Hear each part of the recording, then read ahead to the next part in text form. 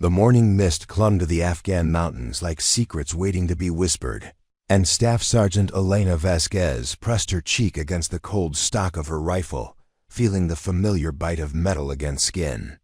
4,200 meters. The distance stretched before her like an impossible chasm, a gap that separated the living from the dead, the possible from the legendary. Through her scope, she could see them, 3 figures moving with the casual confidence of men who believed themselves untouchable, their weapons glinting in the early dawn light as they prepared to ambush a humanitarian convoy, carrying medical supplies to a village that had already lost too much. Preparing and narrating this type of story took us long efforts and hard work. So if you are enjoying the story, please consider subscribing to our channel. Negative on the shot, Vasquez. The voice crackled through her earpiece, sharp with authority. And doubt. Distance is too extreme. We'll call in air support. Elena's finger hovered over the trigger, her breathing steady despite the thundering of her heart. She had spent 3 years proving herself in a world that measured worth in testosterone and bravado. 3 years of being told that women didn't belong behind a scope, that precision was a man's game, that the mathematics of death required something she could never possess. The irony wasn't lost on her. Here she was, a former high school mathematics teacher from East LA, being told she couldn't calculate the trajectory that would save 17 aid workers and countless villagers. Air support is 20 minutes out, she whispered into her mic, her voice barely disturbing the mountain silence. They'll be gone by then. The convoy is 3 clicks from the kill zone. Beside her, Corporal Marcus Rodriguez shifted uneasily. His spotter scope trained on the target area. Marcus had been her partner for 8 months now, and she knew his tells, the way his jaw tightened when he disagreed with command, the slight tremor in his left hand when the stakes were impossibly high. He was 22, built like a linebacker, with arms that could bench press twice her weight, yet he trusted her calculations more than his own instincts. Range cards show maximum effective range at 3,800 meters, Marcus murmured, his voice carrying the weight of military doctrine and the ghost of doubt. This is pushing 4-2, even with the .338 Lapua. Elena closed her eyes for a heartbeat, feeling the mountain breathe around her. The wind spoke in whispers 7 miles per hour from the northwest, gusting to 10. Temperature, 32 degrees Fahrenheit. Barometric pressure, 28.35 inches and dropping. Humidity, 43%. Numbers danced in her mind like old friends. Equations she had taught to bored teenagers, now transformed into the delicate calculus of life and death. She thought of Maria Santos, her favorite student from Jefferson High, who had struggled with advanced algebra until Elena showed her that math wasn't just numbers on a page. It was the language the universe used to tell its stories. Maria had gone on to study engineering, sending Elena a letter that arrived just before her deployment. You taught me that impossible is just another word for hasn't been calculated correctly yet, Maria had written in her careful cursive. Command. This is Overwatch 7, Elena spoke into the radio, her voice carrying the quiet authority of someone who had done the impossible mathematics. I have a clean shot. Wind is favorable, temperature is stable, and I've adjusted for the altitude differential. These men will kill 17 innocent people if we wait for air support. Negative Overwatch 7. You are not authorized to take that shot. That's an order. Elena felt something shift inside her chest, a gear clicking into place that had been loose for too long. She thought about the children in that village. She'd seen their faces during the reconnaissance mission 2 weeks ago. Little Amara, who couldn't have been more than 6, with eyes like dark mirrors that reflected too much pain. The village elder, Hashim, who had shaken her hand with fingers gnarled by arthritis and a lifetime of hard work, thanking her in broken English for bringing hope to his people. The men in her scope weren't abstractions. They were the ones who had bombed the village school, who had murdered Amara's parents, who had turned a place of learning into a monument to grief. The mathematics of their evil was simple. They existed, therefore others suffered. The mathematics of justice was equally elegant. They would stop existing, therefore the suffering would pause, if only for a moment. "Marcus," she whispered, "what do you see?" Her spotter's voice was steady, professional. Target 1, adult male, approximately 180 centimeters, moving northwest toward the ridgeline. Target 2, adult male, smaller build, carrying what appears to be an IED. Target 3, adult male, heaviest build, carrying an RPG system. They're setting up an ambush position with clear line of sight to the convoy route. Elena calculated the shot in her mind. Bullet drop at 4,200 meters would be approximately 43 feet. The .338 Lapua Magnum round would lose significant velocity, but still maintain enough energy for a kill shot if placed correctly. Margin for error was microscopic, the tolerance for imperfection measured in millimeters. "Command be advised," Elena said, her voice carrying a new tone, not insubordination, but the quiet certainty of someone who had found their moment. "The convoy has changed course. They're taking the northern route through the valley. They'll be in the kill zone in 12 minutes. It was a lie, but a necessary one. The convoy was exactly where intelligence had predicted it would be, following the safer southern route that would keep them away from the ambush. But Elena needed time to make this shot, needed the space to prove that some things were worth the risk of court-martial. She adjusted her scope, feeling the familiar click of the elevation turret. The crosshairs settled on target 1, the leader, the one whose death would scatter the others like startled birds. At this distance, he was barely a shadow, a disturbance in the pattern of rocks and scrub brush. But Elena had learned to see beyond the visible, to read the story that distance tried to hide. The rifle felt alive in her hands, an extension of her will and mathematics. She had built this weapon herself, piece by piece, adjusting the trigger pull to exactly 2 pounds, bedding the barrel with the precision of a surgeon, testing every component until the machine and the mathematician became one entity with a single purpose. Marcus shifted beside her. "Elena," he said, using her first name for the first time in months, "if you miss ... "I won't," she replied, and meant it with every fiber of her being. The wind dropped to a whisper, and the mountain held its breath. Elena felt the trigger's gentle resistance against her finger, felt the perfect balance point between intention and action. The mathematics were perfect, trajectory calculated, wind accounted for, distance measured to the centimeter. All that remained was faith in the numbers, trust in the equations that had never lied to her. She thought of her father, Miguel Vasquez, who had worked construction for 30 years, building bridges and skyscrapers with nothing but high school geometry and an immigrant's determination. "Mia," he had told her the night before she left for Afghanistan, "the world will try to tell you what you cannot do. Show them what you can." The radio crackled again. "Overwatch 7, abort the mission. Air support is inbound." Elena squeezed the trigger. The rifle's recoil drove into her shoulder like a gentle punch from an old friend, and the sound rolled across the mountains like thunder, announcing the arrival of something new. The bullet traced its arc through the thin air, carrying with it the weight of 3 years of doubt, 26 years of being underestimated, and the crystalline purity of mathematics applied with deadly precision. For 6.7 seconds, the bullet flew through space and time, following the path Elena had calculated in her mind. Marcus tracked its flight through his scope, watching the impossible become inevitable. "Hit," he whispered, his voice filled with something between awe and disbelief. "Clean hit. Target 1 is down." The other 2 men scattered immediately, abandoning their weapons and fleeing into the rocky terrain. The ambush was broken. The convoy would pass safely, and 17 aid workers would live to deliver medicine to children who had already seen too much death. Elena's radio exploded with voices, some angry, some amazed, all of them forced to confront the reality that a woman had just made the longest confirmed sniper kill in military history.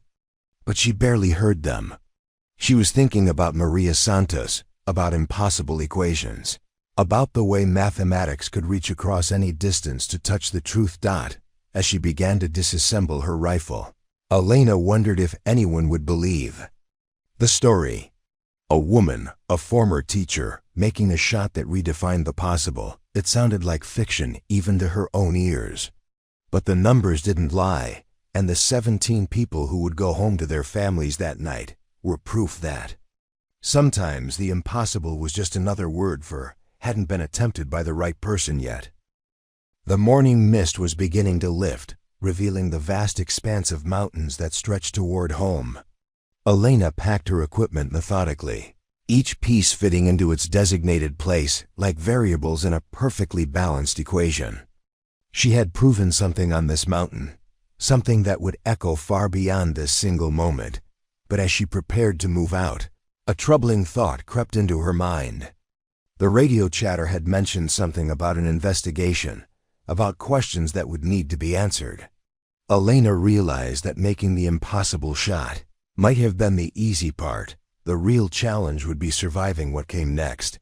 6 weeks before that mountain morning, Elena Vasquez had been cleaning her rifle in the armory at Forward Operating Base Salerno, surrounded by the familiar sounds of military life, the distant thrum of generators, the occasional bark of sergeants drilling new recruits, the metallic symphony of weapons being maintained by soldiers who understood that their lives depended on the reliability of steel and precision engineering. The armory smelled of gunmetal and possibility. Elena loved this space, loved the way her hands moved with automatic precision as she broke down her rifle, cleaned each component, and reassembled it with the fluid grace of someone who understood that repetition was the mother of perfection. Her father had taught her that not about rifles, but about craftsmanship.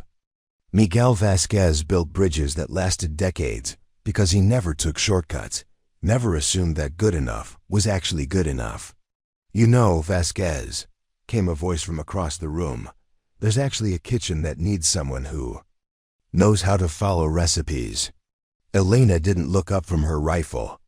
She recognized the voice staff Sergeant Tommy Brennan, a sniper from 2nd Platoon who had made it his personal mission to remind her that she didn't belong. Brennan was good at his job, she'd give him that. He had 37 confirmed kills, and a reputation for being able to thread a needle at 1,000 meters. He was also the kind of man who believed that having a Y chromosome was a prerequisite for understanding trajectory.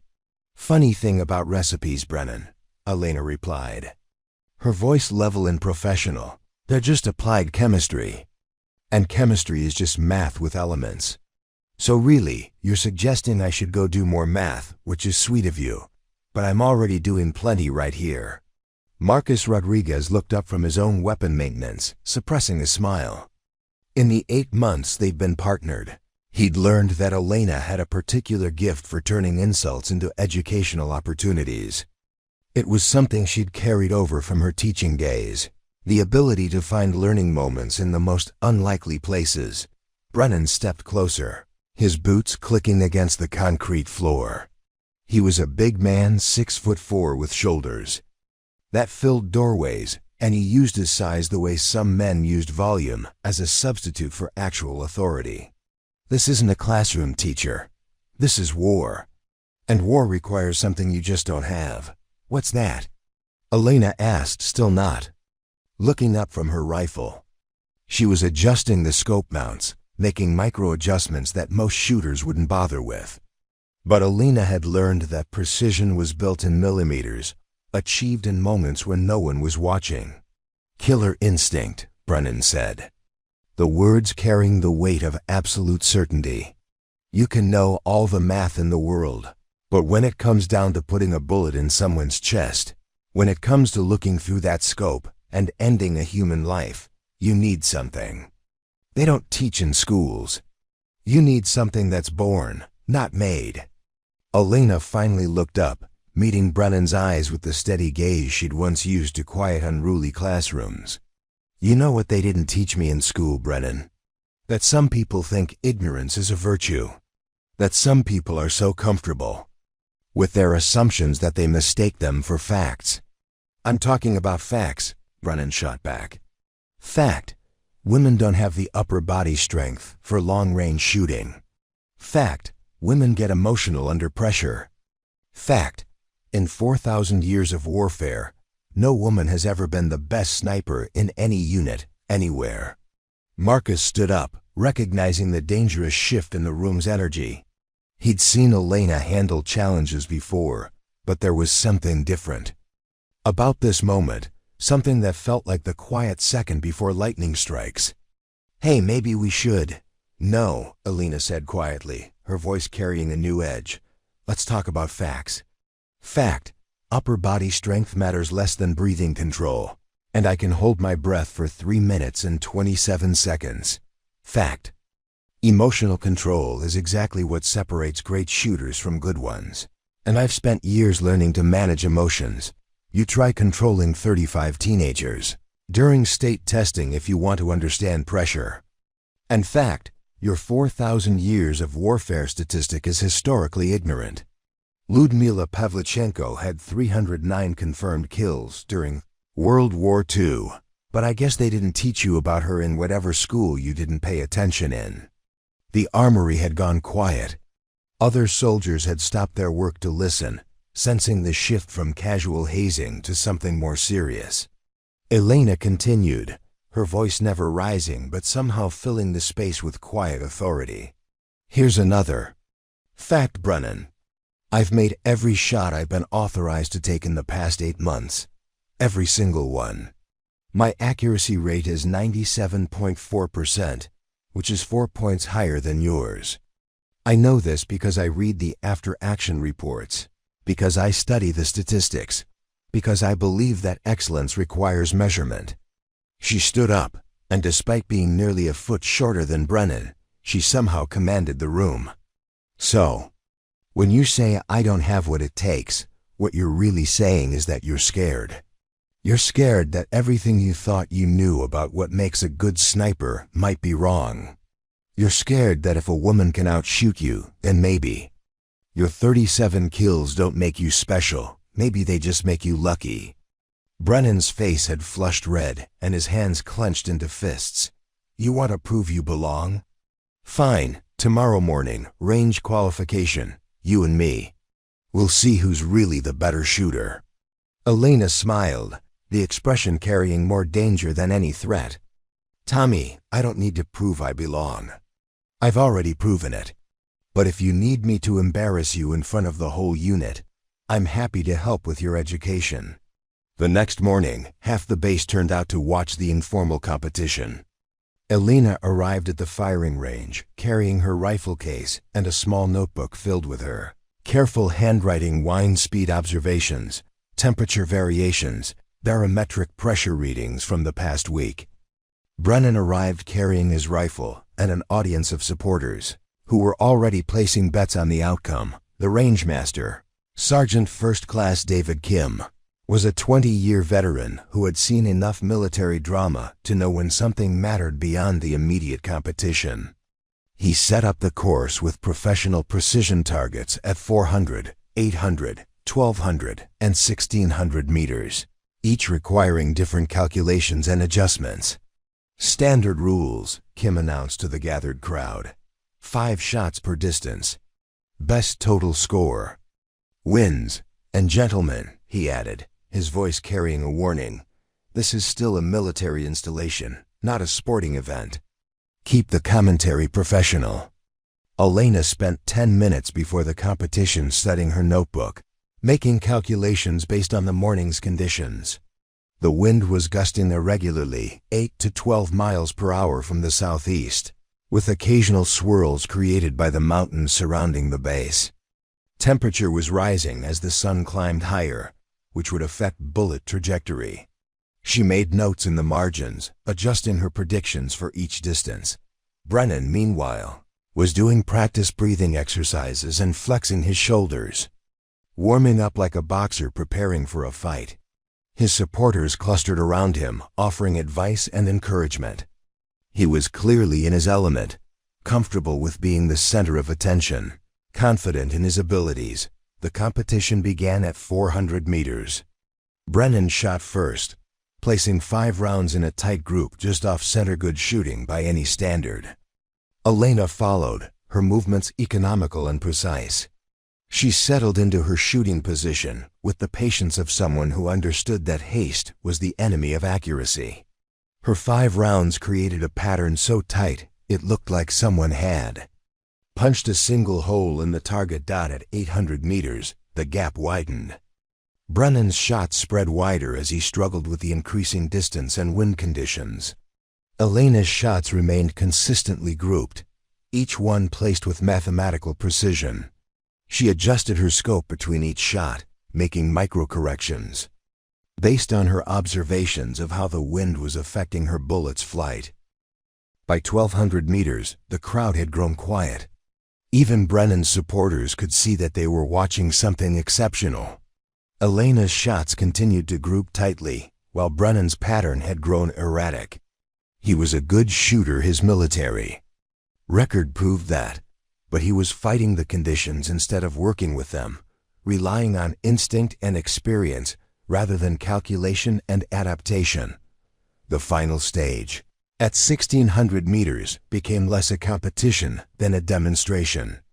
Elena's notebook had filled with observations and calculations, a real-time mathematical model of the ballistic environment. She made her adjustments methodically, each shot following logically from the last. Her final group measured 4.3 inches, extraordinary accuracy at that distance. Brennan's final shots scattered across the target, his frustration evident in his body language. He was trying to muscle his way to accuracy, fighting his equipment and the environment instead of working with the mathematical realities of long-range shooting. When the scores were tallied, Elena had won by a margin that made the competition appear one-sided. But more importantly, she had demonstrated something that transcended the immediate contest. She had shown that precision was not about strength or tradition or assumed genetic advantages. It was about understanding, preparation, and the willingness to let mathematics guide instinct rather than the other way around. As the crowd dispersed, Brennan approached Elena with something that might have been respect. "I still think you're in the wrong place," he said, but his voice had lost its earlier edge. "But I'll admit you can shoot." Elena packed her rifle case with the same methodical precision she brought to everything else. "Tommy," she said quietly, "the wrong place is anywhere someone tries to make you smaller than you are. I'm exactly where I belong." That night, Elena sat in her bunk writing a letter to Maria Santos, the engineering student who had once struggled with algebra. She wrote about competitions and calculations, about the way mathematics could quiet doubt and transform impossibility into inevitability. She wrote about belonging and proving oneself, about the difference between being born to do something and choosing to become excellent at it. "The thing about being made, not born," she wrote in her careful script, "is that you get to choose what materials go into your construction. You get to decide what kind of person you're going to build yourself into being." As she sealed the letter, Elena thought about the upcoming mission intelligence reports about insurgent activity in the mountains, about the need for overwatch on humanitarian convoys. She thought about distances and trajectories, about the mathematics of protecting the innocent and the equations that balance justice with mercy. She had no way of knowing that in 6 weeks, she would face a shot that would test every lesson she'd learned, every calculation she'd mastered, every assumption the world had made about what she could and could not accomplish. All she knew was that she was ready for whatever mathematical challenges tomorrow might bring. The weeks following Elena's range victory had settled into a rhythm that felt almost like the teaching schedule she'd once known. Early morning preparations, afternoon practical exercises, Evening study sessions where she refined her understanding of ballistics and environmental factors. But Afghanistan had a way of shattering routines without warning. And on a Tuesday that started like any other, Elena found herself facing the kind of moral mathematics that no classroom had ever prepared her for. Intelligence had been flowing. It about a new threat, a bomb maker known only as the engineer.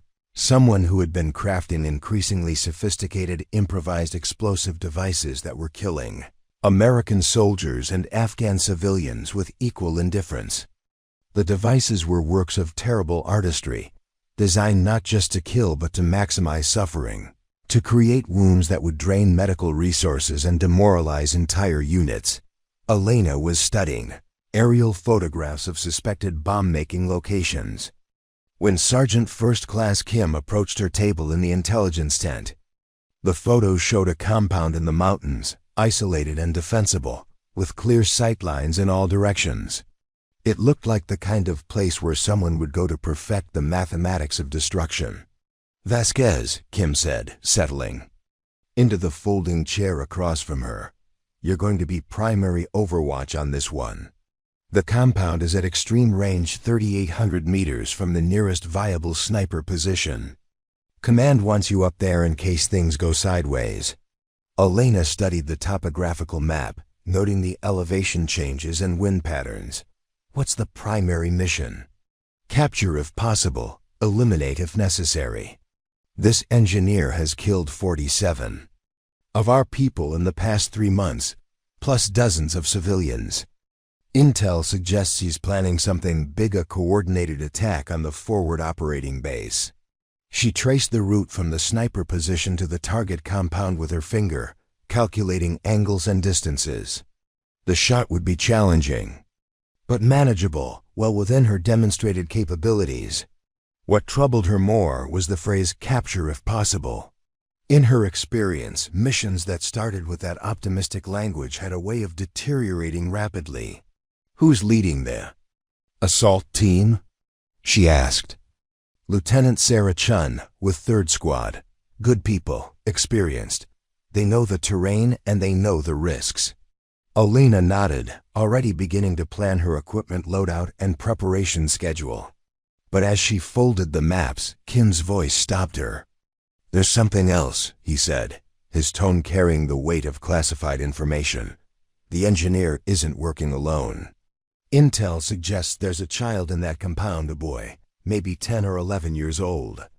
Could be a hostage, could be. Family could be being trained as a suicide bomber. We don't know." The mathematics of the situation shifted in Elena's mind, variables multiplying into complex moral equations. A child changed everything: the rules of engagement, the acceptable margin for error, the weight of each decision. Elena had taught children that age, had seen their capacity for both innocence and influence, their ability to be shaped by the adults around them. "What are my rules of engagement?" she asked. "Standard row with modifications for civilian presence. You are not authorized to take any shot where civilian casualties are probable." "But Elena," Kim leaned forward, his voice dropping, "if it comes down to protecting our people or worrying about collateral damage, you protect our people. The engineer has 47 American lives on his conscience. Don't let him add to that number because you were too careful." 3 days later, Elena found herself on a mountain ridge at 0400 hours, settling into a hide position that Marcus had helped her prepare during the previous night's reconnaissance. The position offered clear lines of sight to the target compound while remaining invisible from below a shallow depression, behind a rock outcropping that had been improved with camouflage netting and carefully arranged natural materials. Compound was a cluster of mud brick buildings arranged around a central courtyard, traditional Afghan architecture that had sheltered families for centuries, but now housed something much more sinister. Through her scope, Elena could see evidence of the bomb-making operation: chemical stains around one building, blast barriers that hadn't been there in older satellite photos, and the careful way the inhabitants moved, always aware of potential threats. Overwatches in position, Elena reported through her radio, her voice barely above a whisper. I have clear sight lines to all buildings. No movement visible at this time. The assault team was still 2 hours out, working their way through terrain that offered concealment but slowed progress. Elena used the time to study the compound, learning the patterns and rhythms of the people inside. 2 adult males, 1 older woman, and yes, a child. She caught glimpses of him through windows, a slight figure who moved with the careful precision of someone who had learned to be invisible. At 0630, the compound began to wake up. The older woman emerged first, beginning what appeared to be morning. Cooking preparations. One of the men followed, conducting a perimeter check that showed professional awareness of security procedures. The second man appeared later, carrying materials toward the building that Elena had identified as the bomb-making workshop. The child remained inside until nearly 0700, when he emerged carrying a small wooden bucket. Elena watched him through her scope, noting his careful movements, the way he glanced toward the workshop building with what looked like fear. He wasn't moving like a willing participant. There was something in his body language that suggested coercion, control, the kind of careful compliance that children learned when their safety depended on not drawing attention. Overwatch to command, Elena whispered into her radio. I have eyes on the child. Behavior suggests possible hostage situation rather than willing participation. Copy, Overwatch. Continue surveillance.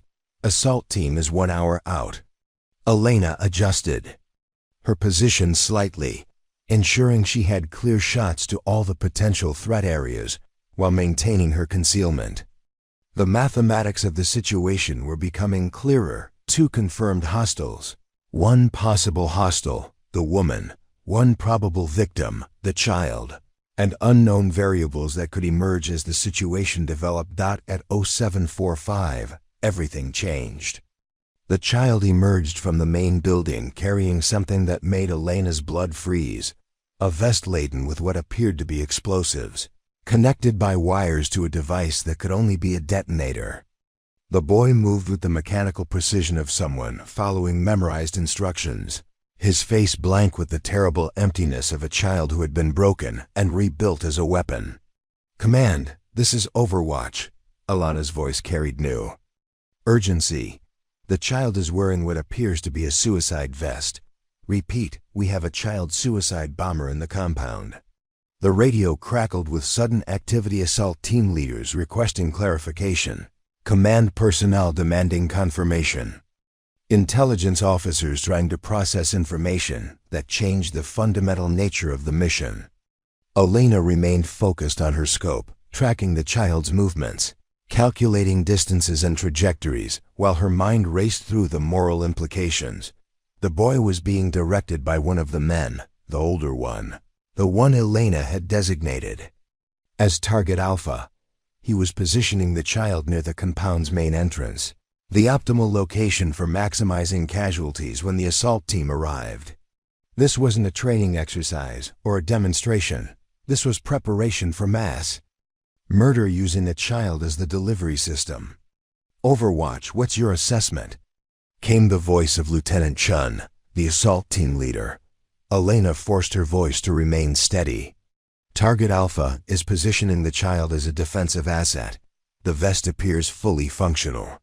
If you approach through the main entrance, you're walking into a kill zone with an estimated blast radius of 30 to 40 meters. Can you neutralize the threat? It was the question Elena had been dreading, the one that transformed her from protector to participant, in something that would haunt her regardless of the choice she made.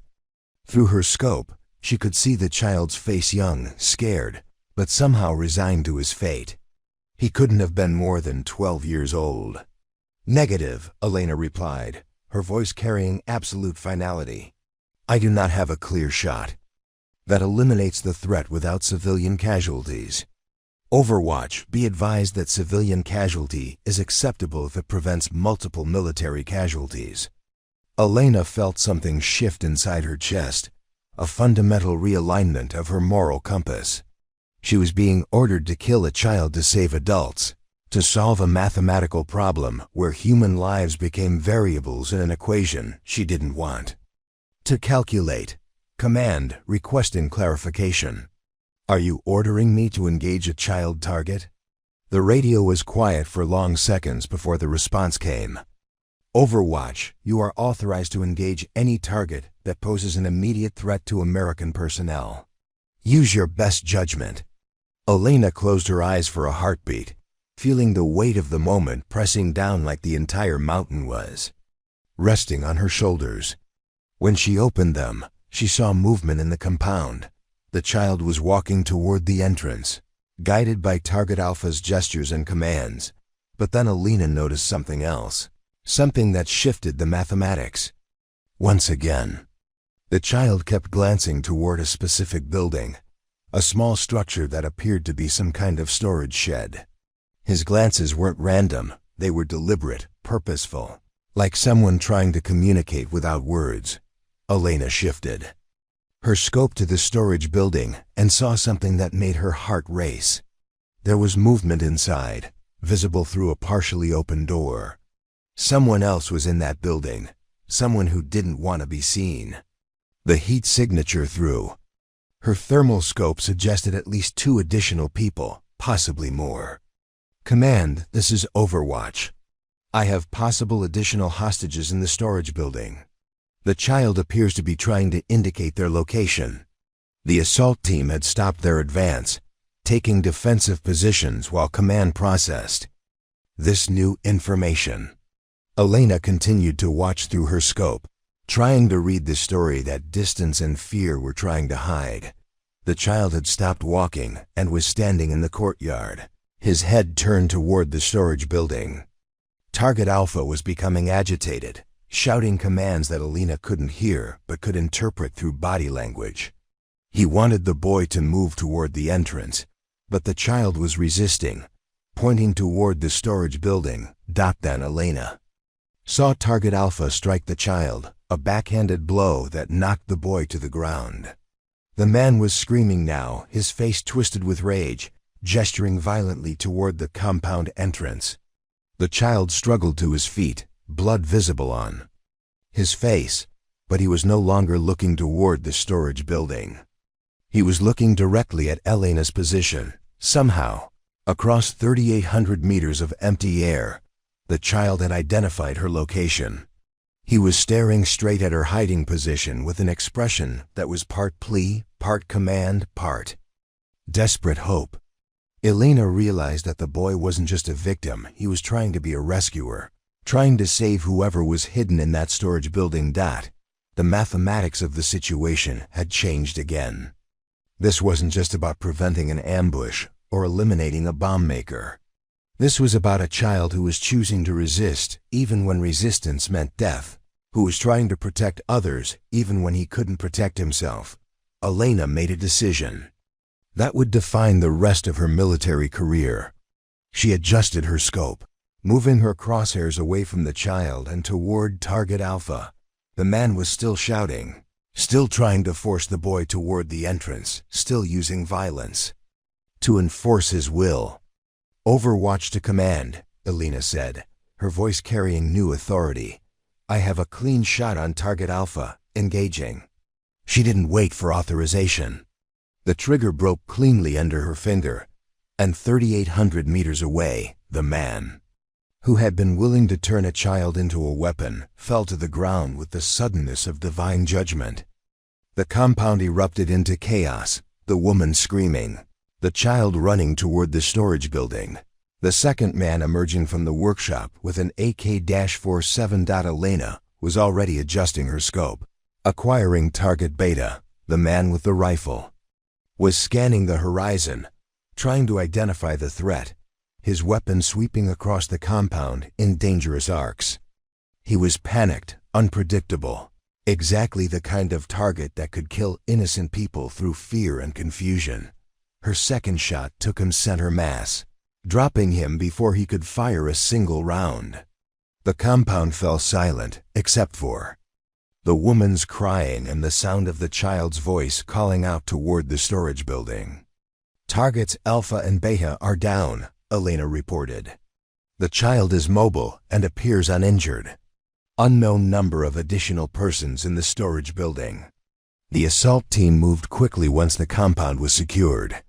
What they found in the storage building would be classified for years afterward, but Elena learned enough to understand that the child's resistance had saved more than just the assault team. There had been a family hidden there, parents and 2 younger children, who had been held as leverage to ensure the boy's compliance. The suicide vest had been real, but the detonator had been disabled.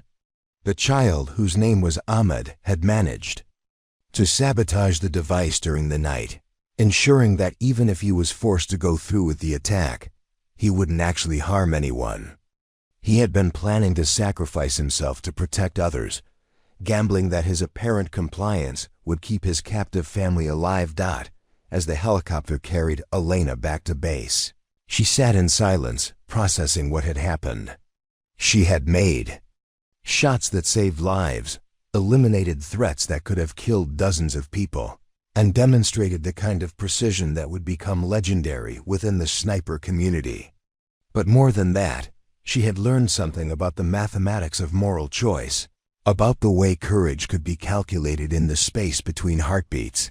Ahmad and his family were evacuated to a safe location, but before they left, the boy had approached Elena through an interpreter. His message was simple: "Thank you for seeing me instead of just the bomb." Elena would carry those words with her for the rest of her career, a reminder that precision wasn't just about hitting targets. It was about seeing clearly enough to understand what was really worth protecting. The investigation began 3 hours after Elena's return to forward operating base Salerno, with the kind of bureaucratic swiftness that only appeared when someone had done something simultaneously heroic and problematic. Colonel James Morrison, the base commander, was a career officer who understood that exceptional actions required exceptional scrutiny, and Staff Sergeant Elena Vasquez had just accomplished something that would either result in a commendation or a court-martial, depending on how the review board interpreted her decisions. Elena sat in the base conference room, still wearing her field uniform, the smell of mountain air and gunpowder lingering around her like evidence of something that couldn't be denied or ignored.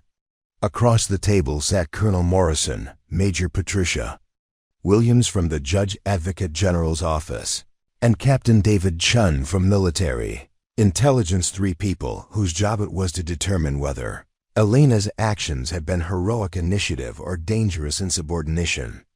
"Staff Sergeant Vasquez," Colonel Morrison began, his voice carrying the weight of command and the weariness of someone who had spent too many years trying to balance mission success with political reality. "Your after-action report makes for interesting reading. 2 confirmed kills at 3,800 meters.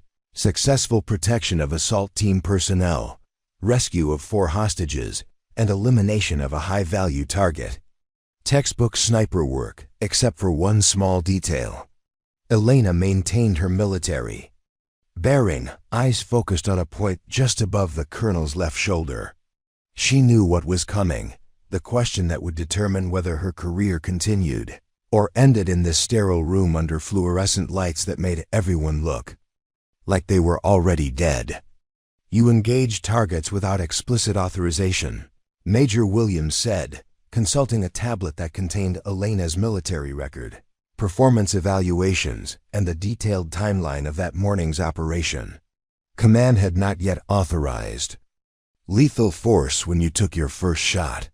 "Ma'am," Elena replied, her voice steady despite the racing of her heart, "I observed an imminent threat to friendly forces and civilian hostages. The target was positioning a child suicide bomber to maximize casualties against the incoming assault team. My assessment was that waiting for explicit authorization would have resulted in multiple friendly KIA and civilian casualties." "Captain."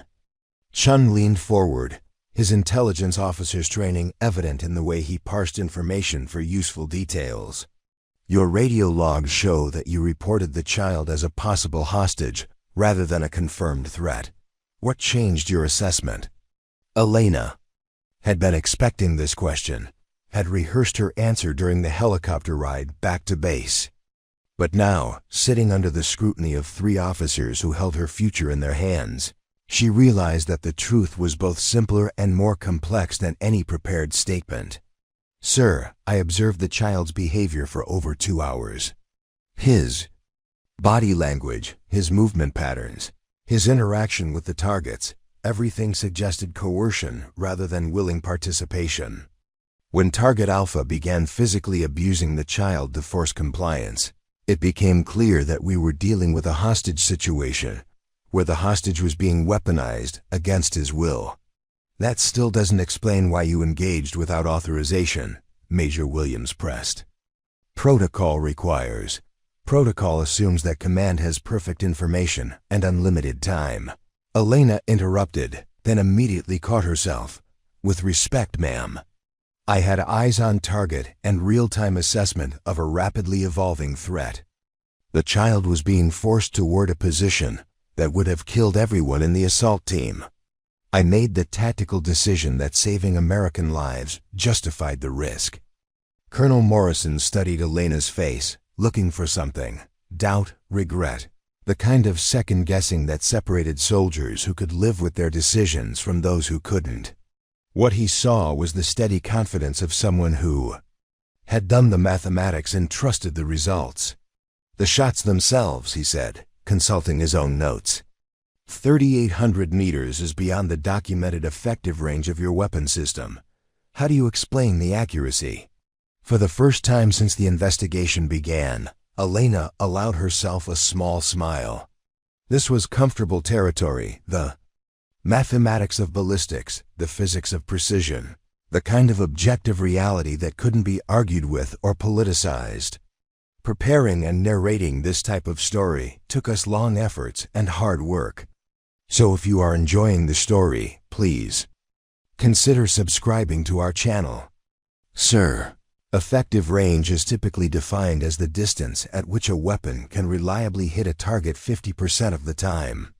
But that's a statistical average that doesn't account for environmental factors, shooter skill, or equipment modifications. My rifle has been customized for extended range hand-loaded ammunition, free-floating barrel, adjustable trigger system. Combined with detailed environmental analysis and years of training, shots at that distance become achievable rather than impossible. "Show us," Captain Chun said suddenly, "the calculations. How did you make those shots?" Elena looked around the room, noting the whiteboard mounted on the far wall. Without waiting for permission, she stood and moved toward it, picking up a marker and beginning to write equations with the fluid confidence of someone returning to their natural element. Distance, 3,800 meters. Bullet, .338 Lapua Magnum, 250 grain match hollow point. Muzzle velocity, 2,940 feet per second.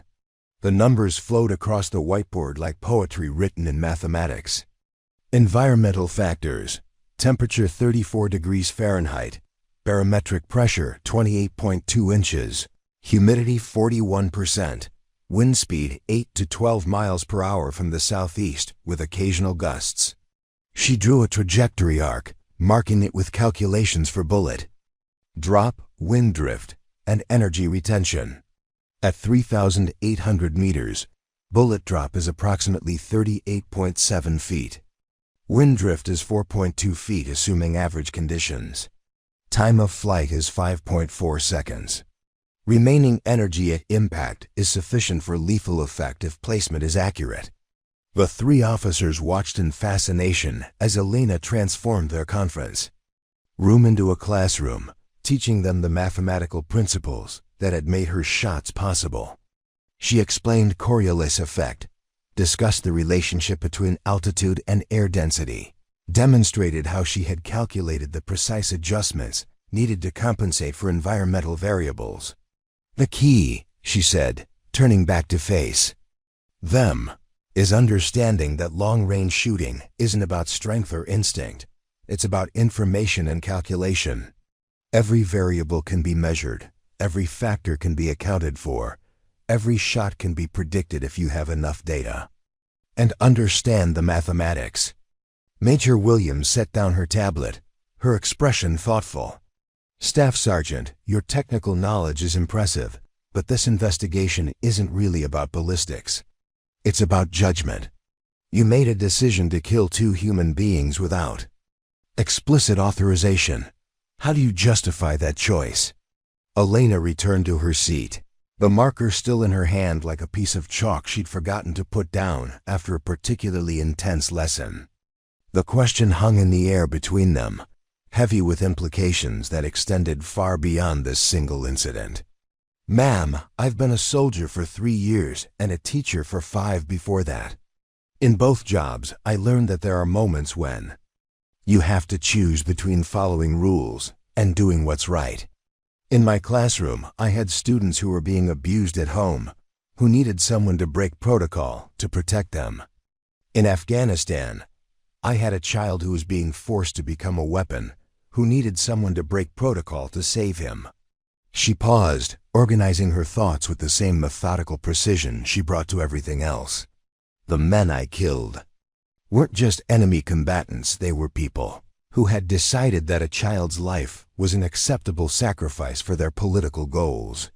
They had turned an 11-year-old boy into a bomb and were preparing to use him to kill my fellow soldiers. My judgment was that stopping them was worth the risk of court-martial.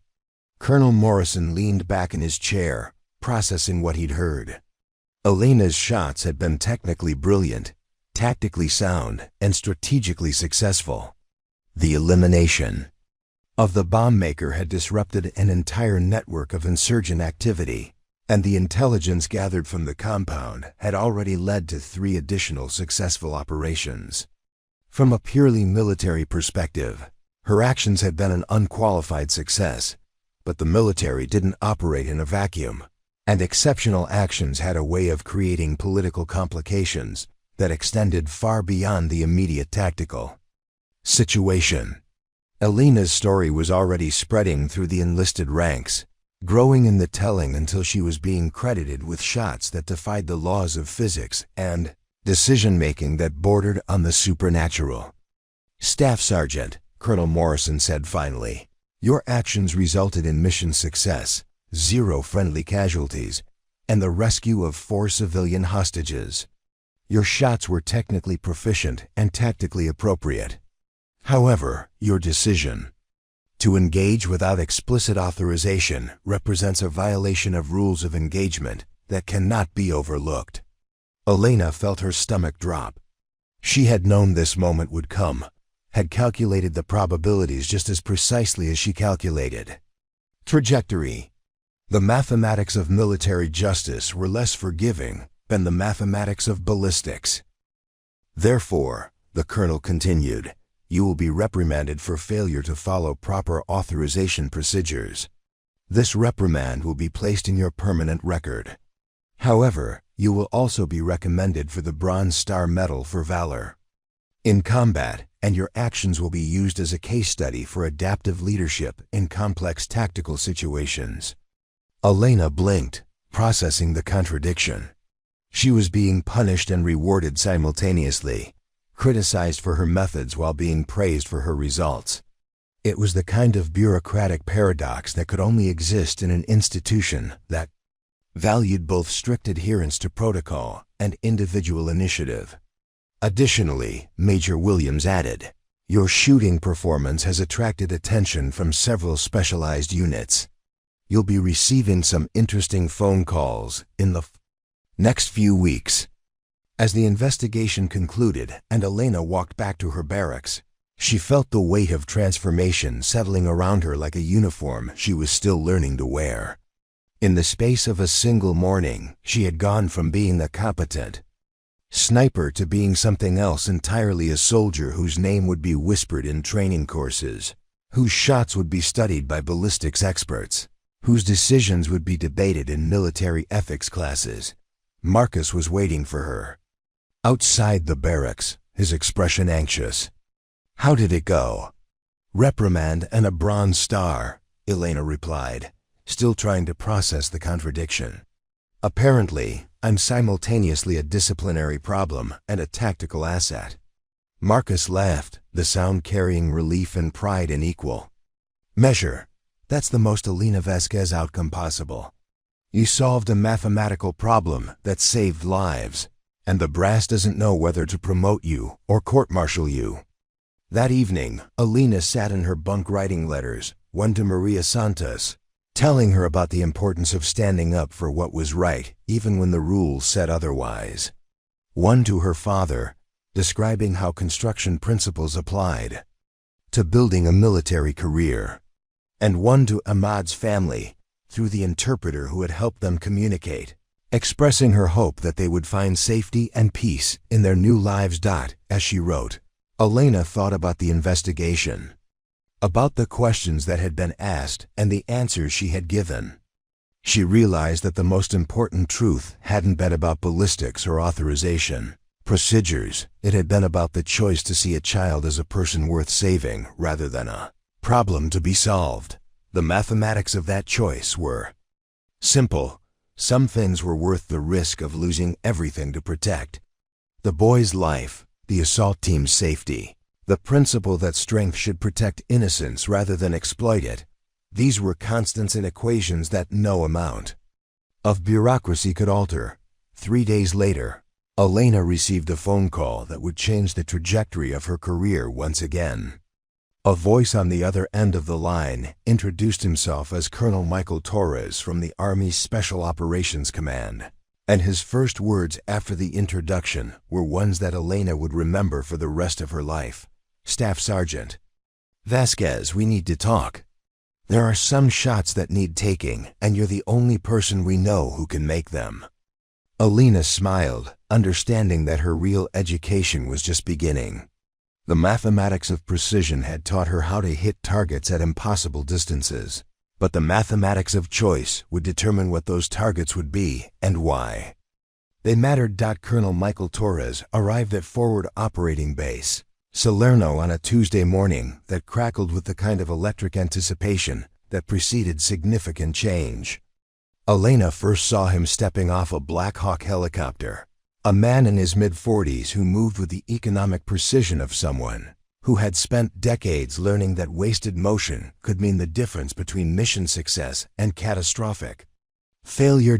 Torres carried himself like a question mark made of steel and determination. Average height, compact build, with eyes that seemed to calculate distance and probability with every glance. Elena recognized the type immediately. She had seen it in her most gifted students, the ones who understood that excellence wasn't a destination, but a continuous process of becoming better than you were yesterday. The meeting took place in the same conference room where Elena's investigation had concluded 3 days earlier, but the atmosphere was entirely different. Torres sat across from her with a cup of coffee that had gone cold while he studied her personnel file, her shooting scores, and the detailed after-action reports from her recent missions. "Staff Sergeant Vasquez," Torres began, his voice carrying the kind of quiet authority that didn't need to announce itself. "I've been reading about your work. Impressive doesn't begin to cover it. 3,800 meters, 2 shots, 2 kills, 0 collateral damage in a hostage situation. That's the kind of precision we need for some specialized projects." Elena maintained her military bearing, but internally she was calculating. Special Operations Command didn't send colonels to recruit staff sergeants unless something unusual was happening, something that required capabilities beyond normal military parameters. "Sir, I'm honored by your interest, but I should mention that I'm currently under administrative review for engaging targets without explicit authorization in order to save American lives and civilian hostages," Torres interrupted, a slight smile playing at the corners of his mouth. "Elena, may I call you Elena? We're not here to discuss your adherence to bureaucratic protocol. We're here to discuss your ability to make impossible shots in impossible circumstances." He opened a folder that had been marked with security classifications Elena had heard of but never seen. "What I'm about to show you is compartmentalized information. Are you interested in seeing some problems that might benefit from your particular skill set. Elena nodded, understanding that she was crossing a threshold from which there might be no return. Torres spread out a series of satellite photographs showing various locations around the globe: mountainous terrain, urban environments, desert landscapes where geometric patterns suggested human habitation. These are situations where conventional military force isn't practical or advisable, Torres explained, pointing to specific locations on the photographs. Hostage situations, high-value targets in populated areas, scenarios where surgical precision is the only option that doesn't result in massive civilian casualties. He pulled out a specific photograph, enhanced satellite imagery showing a compound in what appeared to be a mountainous region. This is from 6 months ago. An American journalist was being held by insurgents in this location. Traditional assault would have resulted in the hostage's death and significant collateral damage. The sniper position was here, he pointed to a ridgeline at a distance of 4,200 meters. Elena studied the photograph, automatically calculating angles and environmental factors. That's beyond effective range for any standard weapon system. Exactly. Which is why the mission was scrubbed, and the journalist died 3 weeks later when the compound was bombed by insurgent forces during a territorial dispute. Torres met Elena's eyes with the steady gaze of someone delivering information that was meant to change her understanding of what was possible. But you've already proven that standard limitations don't apply to you. He pulled out another photograph, this one showing an urban environment with a specific building circled in red. This is current. 3 humanitarian workers are being held in this building in Somalia. Intelligence suggests they'll be executed in 72 hours unless ransom demands are met. The government can't pay, and conventional rescue operations have been deemed too risky due to civilian population density. Elena found herself leaning forward, studying the tactical problem with the same intensity she had once brought to teaching complex mathematical concepts. What's the shot distance? 4,100 meters from the nearest viable sniper position. The target would be a specific room on the 4th floor of this building, where the hostages are being held. 1 shot, precise placement, to eliminate the threat without harming the captives. Torres closed the folder and sat back, allowing the weight of the information to settle between them. Elena, what I'm offering you is a chance to join a very small, very specialized unit that handles situations where precision matters more than firepower, where intelligence matters more than strength, where the difference between success and failure is measured in millimeters and milliseconds. Elena was quiet for several minutes, processing the implications. She thought about her teaching career, about the way she had always been drawn to the most challenging problems, the equations that seemed impossible until you found the right approach. She thought about Ahmed, about the choice to see a child as a person worth saving rather than a variable in a tactical equation. Sir, what you're describing sounds like assassination missions. What I'm describing, Torres replied carefully, are surgical interventions in situations where people who protect the innocent need protection themselves. The difference between assassination and rescue often comes down to who's holding the rifle and why they're pulling the trigger. He leaned forward, his voice taking on a new intensity. Elena, you've already proven that you can make shots that other people consider impossible. But more importantly, you've proven that you can make moral choices under pressure, that you can distinguish between following orders and doing what's right.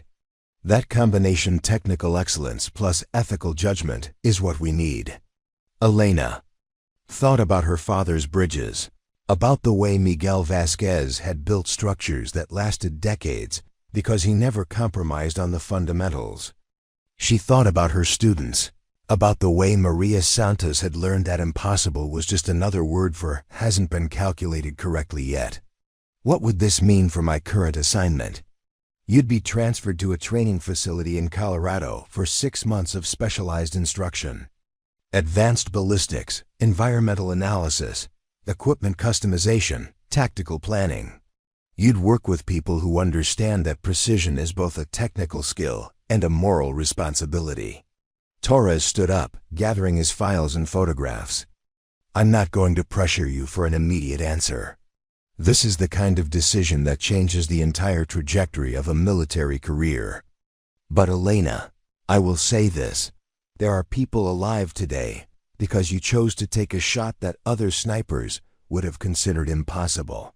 There are more people out there who need someone with your capabilities and your judgment. Asked Torres. Prepared to leave, Elena found herself thinking about mathematics again.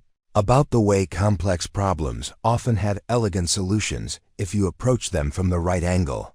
The choice he was offering her wasn't really about whether to join special operations. It was about whether to accept the full implications of her own capabilities.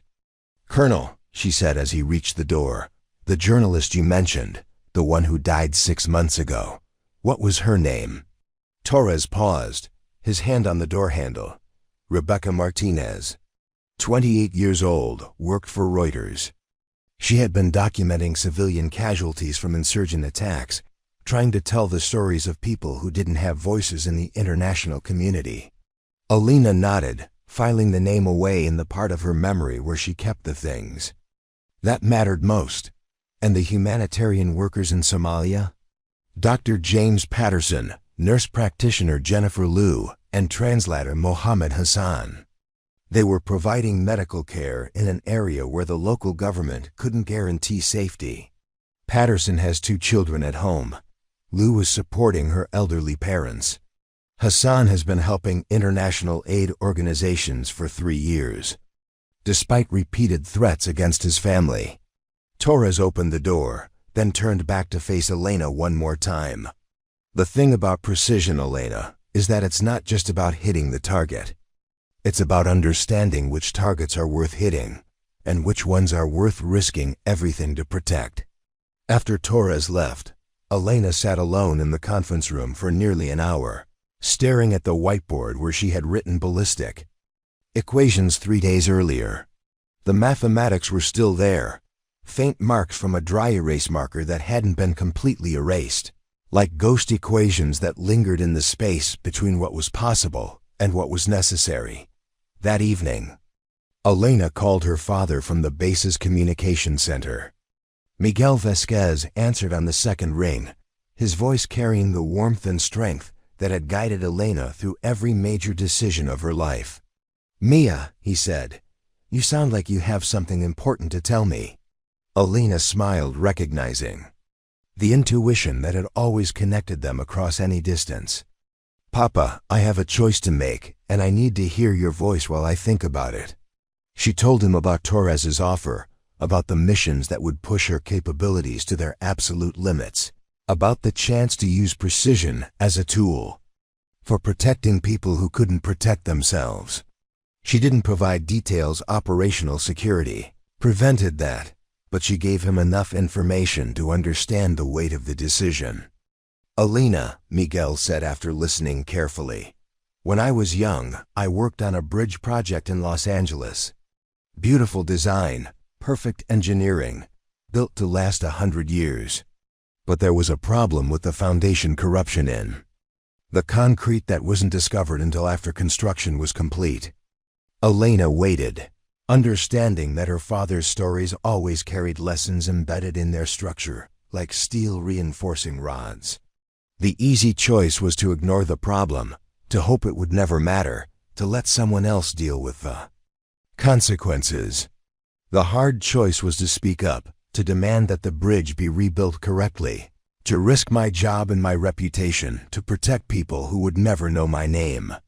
Miguel paused, and Elena could hear the sound of construction in the background. He was working late as always, ensuring that his projects were built to last.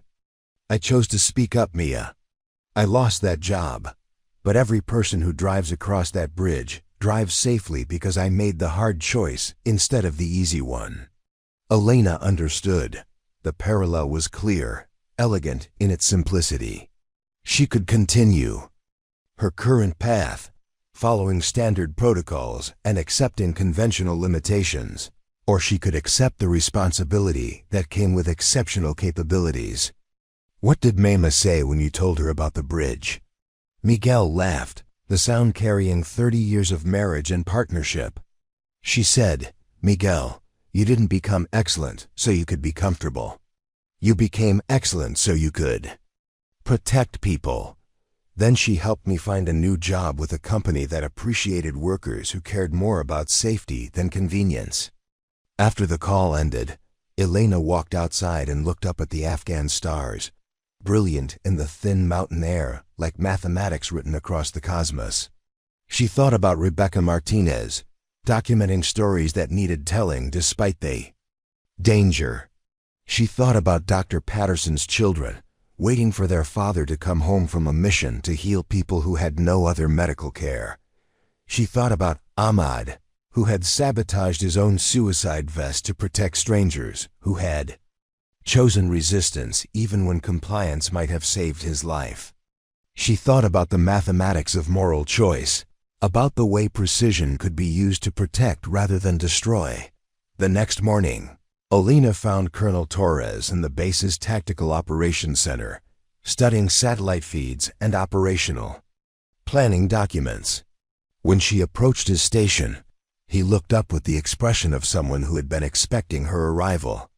"Colonel," Elena said, her voice carrying the quiet certainty of someone who had done the mathematics and trusted the results. "When do we leave for Colorado?"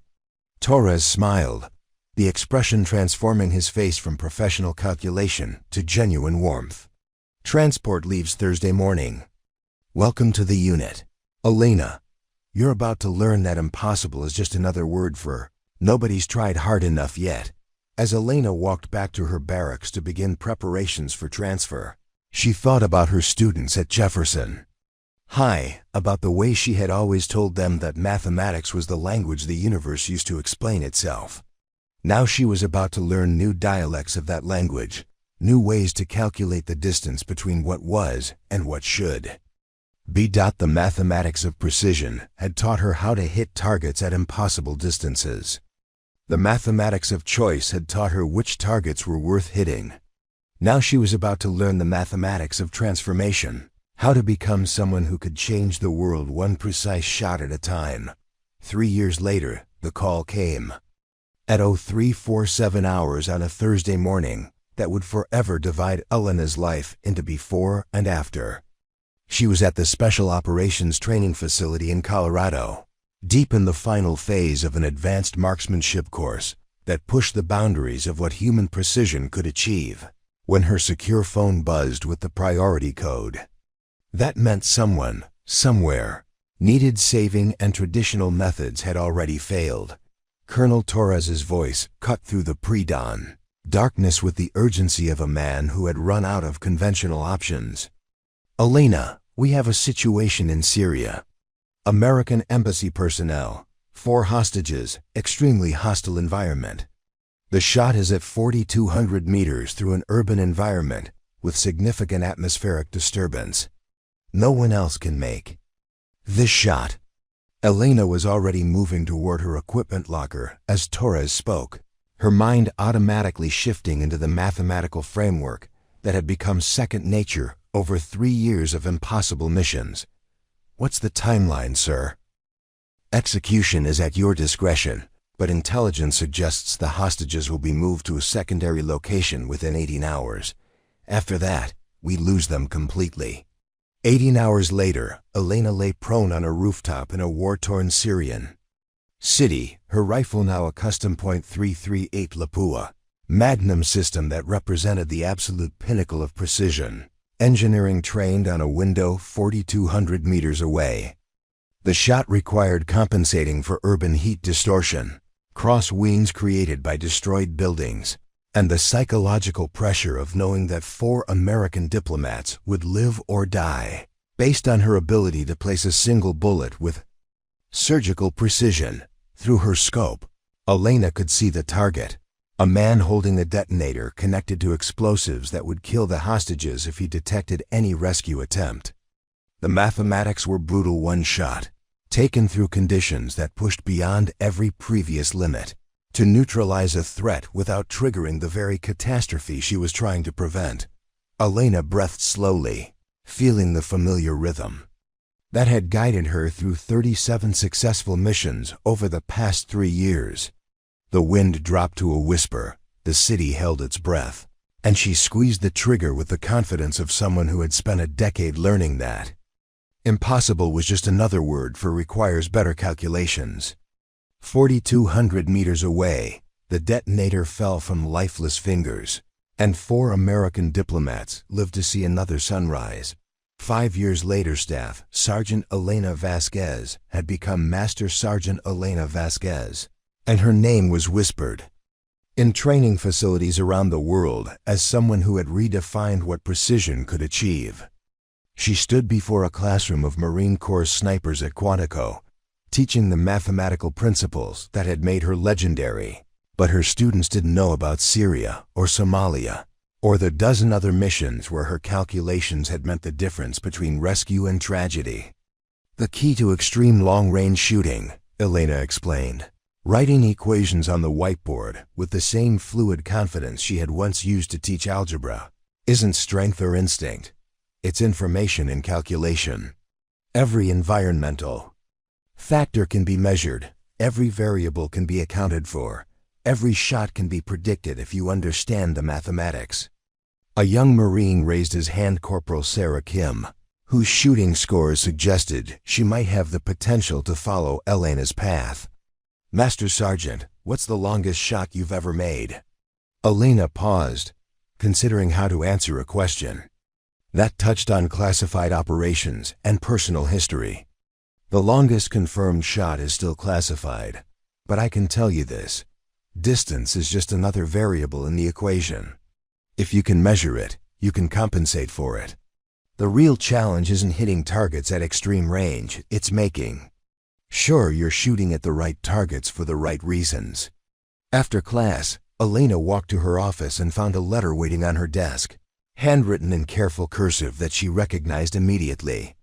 Maria Santos, now Dr. Maria Santos, had written to tell her former teacher about her work designing bridges that could withstand earthquakes, about how mathematical precision was saving lives in ways that Elena had never imagined. You taught me that impossible problems just need better mathematics, Maria had written.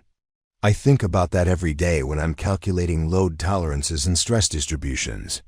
The bridges I design will protect people for decades, just like the lessons you taught protect people in ways I'm probably not supposed to know about.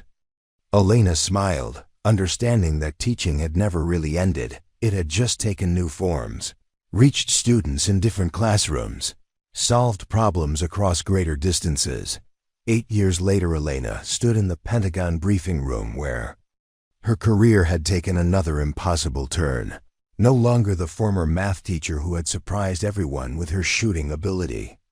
Now she was Lieutenant Colonel Elena Vasquez, Director of the Army's Advanced Marksmanship Research Program, responsible for developing the training, methods, and equipment that would define precision shooting for the next generation. The briefing was for senior military leadership, a presentation about the integration of artificial intelligence and human judgment in long-range precision operations. Elena clicked through slides showing trajectory calculations, environmental modeling systems, and ballistic computers that could process variables faster than any human mathematician. However, Elena said, reaching the presentation's crucial point, technology can enhance human precision, but it cannot replace human judgment. The decision of when to take a shot, which targets are worth engaging, and how to balance mission success with moral responsibility, these remain fundamentally human calculations. General Patricia Williams, now the Army's Deputy Chief of Staff and the same Major Williams who had questioned Elena's judgment 8 years earlier, leaned forward with interest. Colonel Vasquez, are you suggesting that advancement in precision technology hasn't fundamentally changed the nature of sniper operations? Elena smiled, remembering a younger version of herself explaining ballistic calculations to skeptical officers. Ma'am, I'm suggesting that the most important precision isn't measured in millimeters or microseconds. It's measured in the ability to distinguish between what you can hit and what you should hit. Technology can help us calculate trajectory, but only human judgment can calculate justice. After the briefing, Elena walked through Arlington National Cemetery, visiting the grave of Rebecca Martinez, the journalist whose death had been part of Colonel Torres's recruitment pitch 9 years earlier. Elena had never told anyone about these visits, about the way she honored the people who hadn't been saved alongside those who had. She stood silently beside the headstone, thinking about the mathematics of memory, about the way some calculations echoed across years and shaped decisions that hadn't even been imagined yet. Rebecca's stories had exposed corruption and protected civilians, but she had died because no one could make a shot that Elena now routinely practiced with trainees. "I've taught 17 people to make shots at your distance," Elena whispered. "To the gravestone. Some of them are saving lives in places whose names I'm not allowed to know. Your story helped me understand why precision matters, why some targets are worth any risk." 12 years later, the retirement ceremony took place at Fort Bragg on a spring morning that carried the promise of new beginnings. Colonel Elena Vasquez stood at attention as her military career was formally concluded. 20 years of service that had transformed her from an uncertain recruit into someone whose name would be mentioned in the same breath as the greatest precision shooters in military history. The citation read at her retirement ceremony mentioned exceptional marksmanship, innovative training methods, and moral leadership that exemplified the highest traditions of military service. It didn't mention the 43 successful rescue missions, the countless lives saved, the way she had proven that excellence was built rather than born. Marcus Rodriguez, now a sergeant major, served as master of ceremonies. In his remarks, he spoke about partnership and precision, about the way Elena had taught an entire generation of snipers that mathematics was the foundation of both accuracy and ethics. "Elena Vasquez changed how we think about long-range shooting," Marcus said, his voice carrying the authority of someone who had witnessed transformation firsthand. "But more importantly, she changed how we think about the responsibility that comes with exceptional capabilities. She proved that the deadliest precision is precision guided by uncompromising moral clarity." Among the audience sat Ahmad Hassan, now 23 years old and a university student studying engineering in the United States.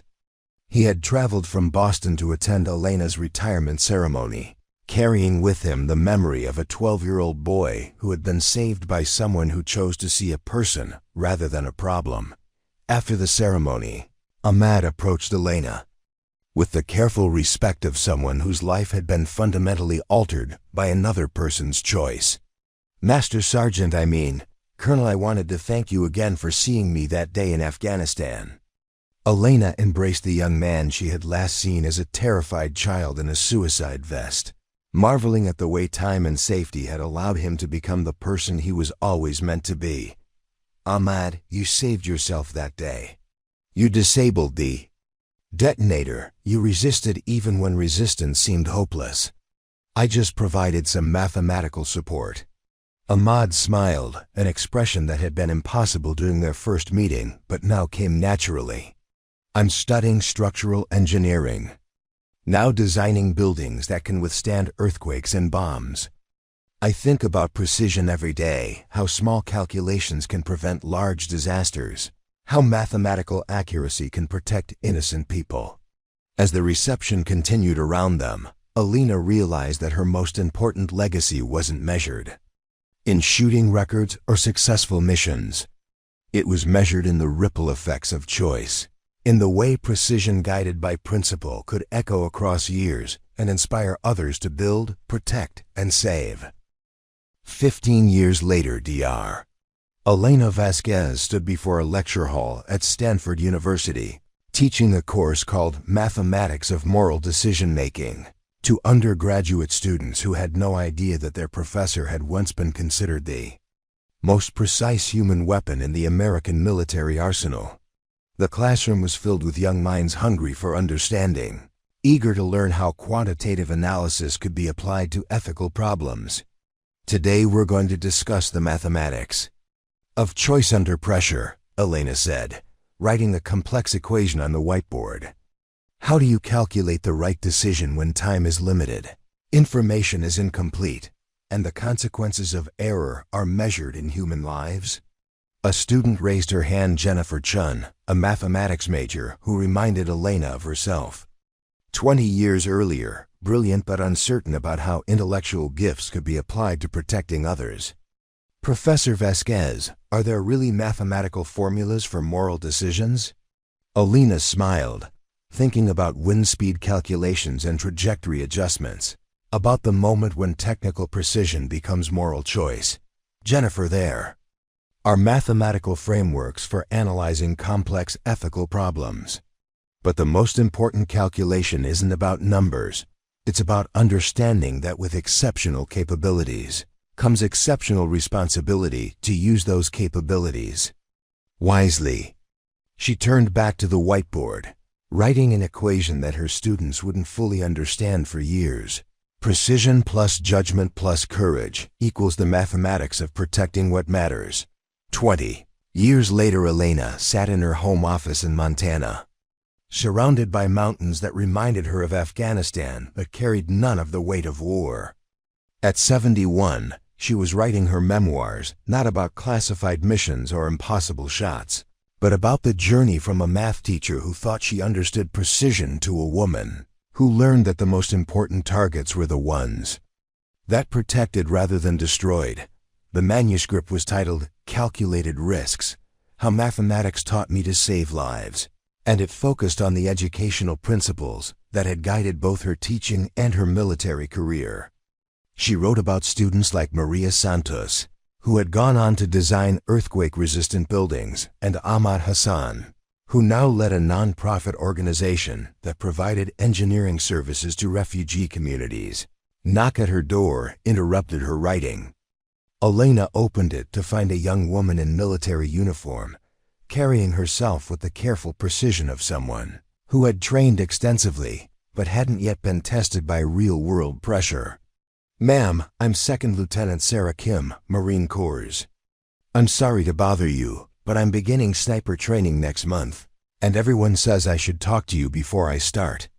Elena recognized something in the young Marine's posture, the careful balance between confidence and uncertainty that she remembered from her own early days. Sarah Kim carried herself like someone who understood the weight of precision but hadn't yet learned to trust her own calculations under pressure. "Come in, Lieutenant," Elena said, stepping aside to welcome her unexpected visitor. "Though I should warn you, I'm more likely to offer you tea and mathematics lessons than war stories." Sarah entered the modest home office, her eyes immediately drawn to the walls lined with books on ballistics, philosophy, and educational theory. There were no military decorations visible, no photographs of weapons or battlefields, just the tools of someone who had spent decades learning and teaching. "Ma'am, my instructor said you could teach me something that no manual covers," Sarah said, accepting the offered chair. "They said you understand something about precision that goes beyond just hitting targets." Elena settled into her own chair, studying the young Marine with the same careful attention she had once given to environmental conditions before impossible shots. "What do you think precision means, Lieutenant?" "Accuracy, ma'am. Hitting what you aim at when it matters most." Elena nodded, recognizing the textbook answer. "That's part of it. But precision without purpose is just an interesting parlor trick. Let me tell you about the most important shot I never took." She leaned back, her voice taking on the cadence of someone sharing a lesson that had been refined through years of teaching. It was in Yemen about 15 years ago. High-value target, clear shot at 3,900 meters, perfect conditions. Everything was aligned for what would have been a textbook example of extreme long-range precision. Sarah leaned forward, expecting to hear about technical excellence and tactical success. Instead, Elena continued with something entirely different. But as I was preparing to engage, I noticed something through my scope. The target was holding a baby, not using the child as a shield, just holding his daughter while he talked to someone outside the building. Intelligence had told us he was a bomb maker, a terrorist, someone whose death would save American lives. Elena paused, remembering the weight of that moment. The way moral mathematics had suddenly become more complex than any ballistic calculation. I had perfect precision lined up, Lieutenant. I could have made that shot in my sleep. But precision isn't just about hitting what you aim at, it's about aiming at the right thing. What did you do, ma'am? I waited, and watched, and calculated. Elena smiled at the memory. It took 6 hours of observation, but I finally saw what intelligence had missed. The man wasn't a bomb maker, he was a doctor who had been treating victims of bomb attacks. The suspicious equipment in his building was medical supplies. The dangerous meetings were consultations with other healthcare workers. Sarah sat quietly, processing the implications. So you didn't take the shot? I prevented a catastrophic intelligence failure that would have killed an innocent man and orphaned his daughter. More importantly, I learned that the most precise weapon a sniper possesses isn't the rifle, it's judgment. Elena stood and moved to her bookshelf, pulling out a worn notebook filled with her handwriting. This is what I want to show you. She opened the notebook to reveal pages of calculations, but not the kind Sarah expected.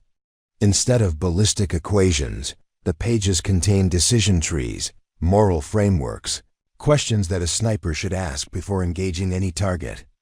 Is this person an immediate threat to innocent lives? Have I verified the intelligence independently? What are the potential consequences of action versus inaction? Do I have the moral authority to make this choice? Elena read from her notes. These calculations matter more than wind speed or bullet drop, Lieutenant. They're the mathematics of being worthy of the precision you've been given. Sarah studied the notebook with the intensity of someone recognizing a completely new way of thinking about her chosen profession. Ma'am, they don't teach this in sniper school. No, they don't. They teach you to be accurate, but they assume someone else will teach you to be wise. Most of the time, that assumption is wrong. Elena closed the notebook and returned it to the shelf. Sarah, may I call you Sarah? What made you want to become a sniper?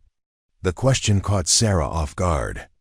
She had prepared to discuss technical training and equipment preferences, not personal motivation. I wanted to protect people, ma'am. To use precision to keep bad things from happening to good people. Elena smiled, hearing an echo of her own younger self. That's a noble goal. But protection requires more than just the ability to eliminate threats. It requires the wisdom to distinguish between actual threats and perceived ones, between justice and revenge, between necessary action and convenient violence. She returned to her chair, her voice taking on the patient tone she had used with struggling students decades earlier. Let me tell you about the mathematics of legacy. Sarah, every shot you take or don't take ripples forward through time in ways you'll never fully understand. The lives you save by pulling the trigger, the lives you save by not pulling it, the example you set for the snipers who come after you. Elena gestured toward a framed photograph on her desk, a graduation ceremony at a refugee camp, young people in caps and gowns celebrating academic achievement, despite having lost everything to war. That's Ahmad Hassan's engineering program. Remember I mentioned him, the boy with the suicide vest? He's now Dr. Hassan, and he's built schools and hospitals in 3 countries. Every building he designs, every life his structures protect, traces back to a decision I made on a mountain in Afghanistan 24 years ago. Sarah studied the photograph, beginning to understand the true scope of what Elena was teaching. You're saying that precision isn't just about the immediate mission. I'm saying that precision is about understanding that every choice you make as a sniper becomes part of a story that extends far beyond your sight picture. Elena stood and walked to the window, looking out at the Montana mountains. You'll be given extraordinary capabilities.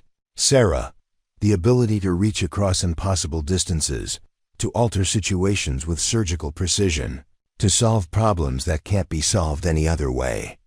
She turned back to face the young Marine. But with those capabilities comes a responsibility that goes beyond military orders or tactical objectives. You become responsible for ensuring that precision serves protection, that accuracy serves justice, that excellence serves something larger than yourself. Sarah was quiet for several minutes, processing concepts that challenged everything she thought she knew about the role she was preparing to fill. Finally, she spoke. How do you learn to make those kinds of judgments under pressure? How do you calculate moral choices when you only have seconds to decide? Elena smiled, recognizing the question she had asked herself countless times over the decades. The same way you learn to make ballistic calculations instinctively through practice, preparation, and building the right mental frameworks before you need them. She pulled out another notebook, this one more recent, filled with case studies and ethical scenarios. I've been developing a curriculum for moral decision-making under pressure. Not for the military, they're not ready for that conversation yet, but for graduate students studying crisis leadership and ethical decision-making.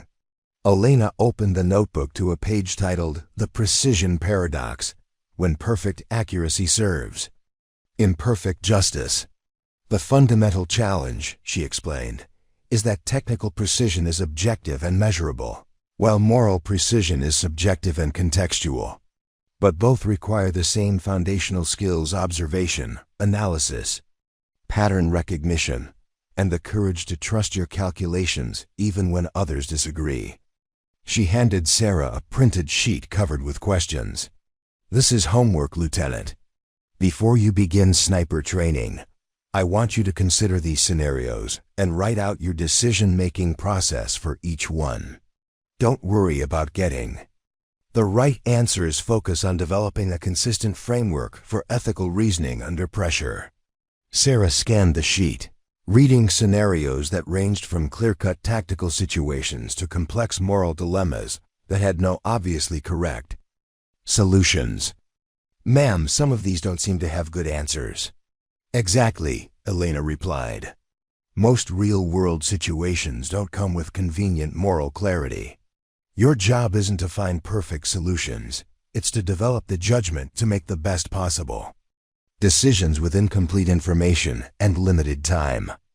As the afternoon progressed, Elena shared stories that weren't about impossible shots or tactical victories, but about choices that had shaped her understanding of what precision really meant. She talked about missions where the decision not to shoot had been more important than any trigger pull, about the responsibility that came with being trusted with life and death decisions. There's something else I want to show you, Elena said, moving to a filing cabinet and withdrawing a thick folder, letters, hundreds of them, from people whose lives were affected by decisions I made during my military career. She pulled out a few examples: thank you notes from rescued hostages, updates from Afghan interpreters who had been evacuated to safety, photographs from weddings and graduations of people who were alive because someone had chosen precision over expedience. But these are the ones that matter most, Elena said, showing Sarah a different set of letters.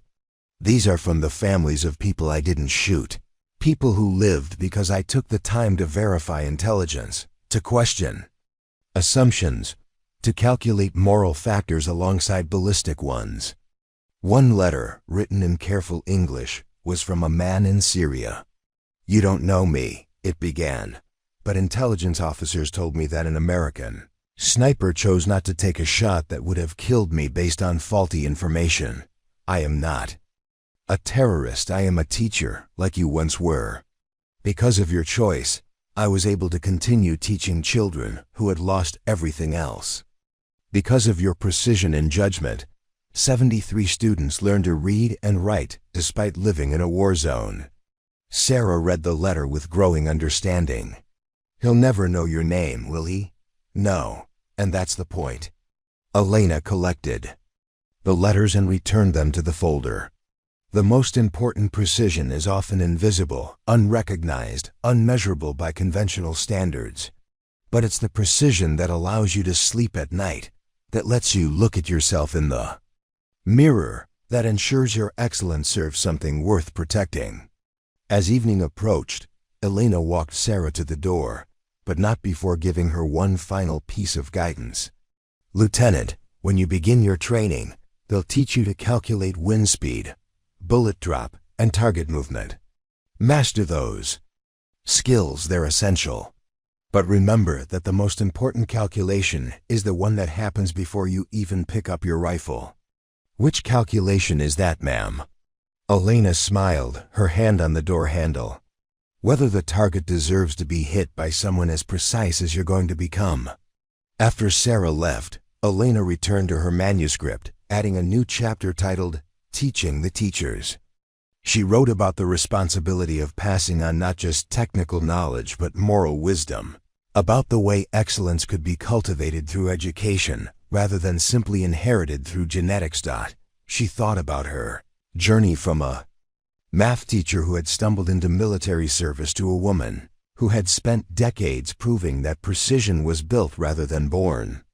Every student she had taught, every sniper she had trained, every life she had saved or chosen to spare, all of it had been part of a larger equation that calculated the value of human potential when guided by uncompromising moral clarity. Elena's phone rang as she was finishing the chapter. The caller ID showed a number she didn't recognize, but when she answered, the voice was familiar. Colonel Vasquez, this is Dr. Maria Santos. I hope you remember me. I was your student at Jefferson. Hi, about 30 years ago. Elena smiled, recognizing the voice of the girl who had once struggled with algebra, but had gone on to design earthquake-resistant bridges. Maria, of course I remember you. How are the bridges holding up? Better than expected, Maria laughed. But I'm calling because I have a question for you. My daughter is starting high school next year, and she's interested in both mathematics and military service. She says she wants to be like the teacher who taught her mother that impossible just means hasn't been calculated correctly yet. Elena felt a familiar warmth, the satisfaction of watching seeds planted decades earlier continue to grow in unexpected directions. Tell me about her. She's brilliant with numbers, but more importantly, she cares about using mathematics to help people. She's been following your story. She knows you went from teaching to military service and back to education. She wants to know if there's a path that leads to protecting people through precision. Elena looked out her window at the Montana mountains, thinking about Sarah Kim beginning sniper training, about Ahmad Hassan building schools and refugee camps, about all the students who had learned that excellence was earned rather than inherited. Maria, she said, tell your daughter that there are many ways to use precision to protect people. Some involve rifles, some involve bridges, some involve teaching young minds to see patterns and calculate solutions. The important thing isn't the tool, it's the commitment to use whatever capabilities you develop in service of something larger than yourself. She want to hear that from you directly, Maria said. Would you consider speaking at her school? They're always looking for role models who can show students that mathematics has real-world applications. Elena smiled, understanding that her most important mission was still ongoing. I'd be honored to speak to her class. Mathematics is the language the universe uses to explain itself, and every student who learns to speak that language fluently becomes capable of understanding and maybe solving problems that seem impossible to everyone else. After ending the call, Elena sat quietly in her office, surrounded by the accumulated wisdom of a lifetime spent learning that precision was both a technical skill and a moral responsibility. Tomorrow she would continue writing, continue teaching, continue passing on the understanding that excellence was built through education, practice, and the courage to aim at targets worth hitting. The mountains outside her window stood silent and eternal, monuments to the kind of enduring strength that came from being built correctly from the foundation up. Elena understood that she had become something similar, not born to excellence, but constructed through decades of learning, choosing, and teaching others that impossible was just another word for hasn't been approached with sufficient precision yet. In the distance, she could hear the sound of wind moving through the peaks, calculating its own trajectory with the mathematical certainty that had guided her through every shot, every choice, every moment when precision had meant the difference. Between protecting and failing to protect what mattered most, Elena Vasquez had proven that snipers were made, not born. But more importantly, she had proven that making someone required more than just teaching them to hit targets. It required teaching them to choose the right targets, to understand the weight of precision, and to use extraordinary capabilities in service of protecting ordinary human dignity. The legend lived on, not in records of impossible shots, but in the understanding that true precision was measured by the lives it protected and the choices it enabled.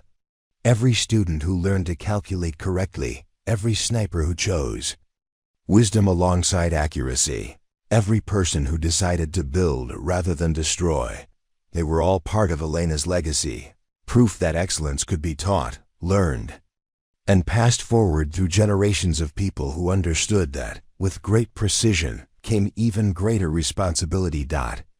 As night settled over the Montana mountains, Elena returned to her manuscript, writing the final lines of a story that had begun with a math teacher who thought she understood precision and had become something much larger, a testament to the power of education, the importance of moral clarity, and the enduring truth that the most important calculations were the ones that determined not just what could be hit, but what should be protected.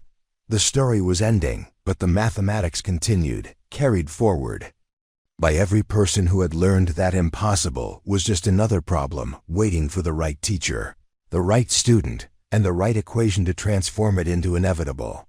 Preparing and narrating this type of story took us long efforts and hard work. So if you are enjoying the story, please consider subscribing to our channel.